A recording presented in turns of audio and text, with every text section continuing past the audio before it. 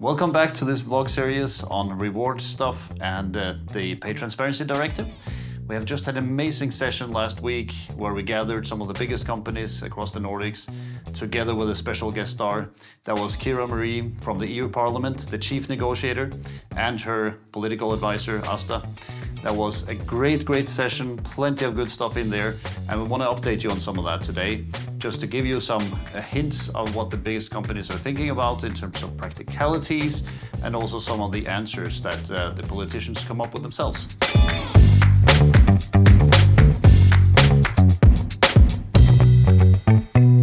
The very first question we actually asked these companies in the roundtable was around how prepared they actually feel on a scale from 1 to 10 as how they are today. And you have to imagine these are the biggest companies, again representing almost 1 million employees across a relatively small number of companies. So they have the staffing in place, they have the processes in place, and they have the structure in place. And yet when we then asked how prepared they felt, nobody said 10 out of 10, or 9 out of 10, or even 8 out of 10. So we had one company being 7 out of 10 prepared, but the average was around 5, or actually just below 5 on a 1 to 10 scale.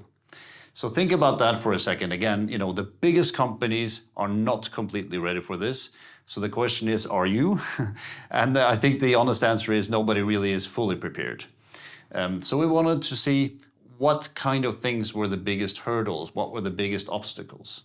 And number one was actually resources. And the other one is actually around change management. We'll go into that in some details later on. But around how do you convey such a message? How do you convey these changes where you actually need to involve a large number of managers? So that was the biggest themes, and I will go into some of the details in a few seconds. So the overall key themes in the discussion, a very lively discussion, was around basically the management responsibilities, how the change management agenda. Think about all of these different changes, we talked about in the last episode as well, how it is with the recruitment cases. Managers are no longer allowed to ask the employees about their salary expectations, these types of things. Adapting that kind of change of behavior to a large number of managers, potentially in a number of countries, could be quite a challenge. So change management was a key theme, and we looked into that for some detail. On top of that, it is all of the things of saying what happens per country. Are there going to be differences per country? And surely there will be. So how does that look? Are there going to be countries saying, well, this will cover all companies with more than 50 employees or 10 employees? These discussions are ongoing in some countries already. So one discussion that had to come up was the definition of work of equal value. What does that mean? How do you define that? I would guess in most of your companies, you haven't really defined it that way around. You may have some sort of a leveling structure or similar, but reality is you do not typically necessarily compare them completely. And in this law, this is one of the key themes, work of equal value. So we looked into that quite a bit, and there are no clear answers. It's basically up to the companies to define. But then again, workers' representatives needs to agree to these definitions. And the question is, have you ever actually involved worker unions and worker representatives in the definitions of the different jobs? I doubt that everyone has anyway, and you will have to agree on this, because otherwise you'll end up with plenty of cases. If there's a disagreement in terms of work of equal value, you will have a hard time proving it. So regarding work of equal value, the parameters are going to be unclear. But one that actually came up and was mentioned over and over again was skills. So skills needs to be put into this. And actually in the text, it is also important to say that we cannot underestimate soft skills.